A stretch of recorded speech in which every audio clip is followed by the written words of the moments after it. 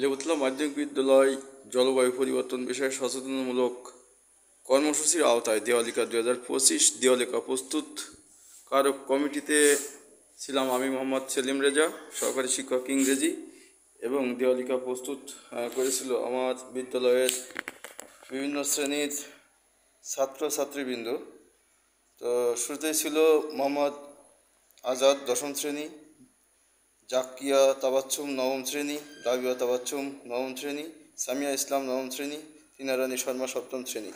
তো তারা অনেক পরিশ্রম এবং ধৈর্যর ভিতর দিয়ে এই দেওয়ালিকা প্রস্তুত করেছিল। দেওয়ালিকাটি মূলত ছিল জলবায়ু পরিবর্তন বিষয়ে সচেতনমূলক কর্মসূচি। এই কর্মসূচির আওতায় দেওয়ালিকা প্রস্তুত করা হয়েছিল লেবুতলা মাধ্যমিক বিদ্যালয়ে। তো এইখানে বিভিন্ন যে জলবায়ু পরিবর্তনের বিভিন্ন কারণ, প্রতিকার, বিভিন্ন স্লোগান ইত্যাদি ইত্যাদি আমার ছোট ছোট ছেলেমেয়েরা প্রস্তুত করেছিল।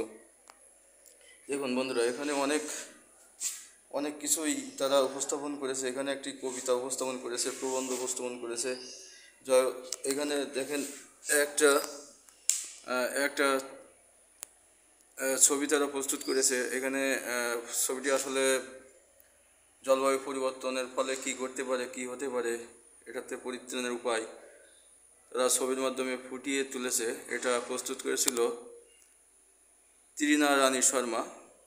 দূষণমুক্ত বায়ু বাড়িয়ে দেবে আয়ু, এটা ছিল মূলত তার স্লোগান।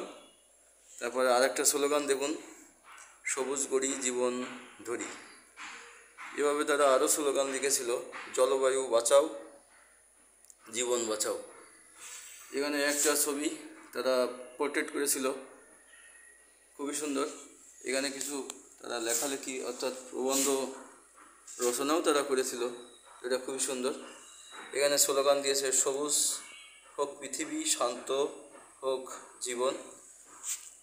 তো এখানে লিখছে, প্রকৃতি রক্ষা করো, আগামীর জন্য ভাবো, জলবায়ু রক্ষা করো, জীবন বাঁচাও। তো এখানে আরেকটা ছবি দেখুন বন্ধুরা, প্রস্তুত করেছে কত সুন্দরভাবে। তো যাই হোক, এটাই ছিল মূলত আজকের ভিডিও। একটা ছবি না দেখলেই নয়, কত সুন্দর তারা কমল হাতে পোর্ট্রেট করেছে। তো আজ এ পর্যন্তই, পরবর্তী দিন আবার দেখা হবে অন্য কোনো ভিডিওয়। আসসালামু আলাইকুম।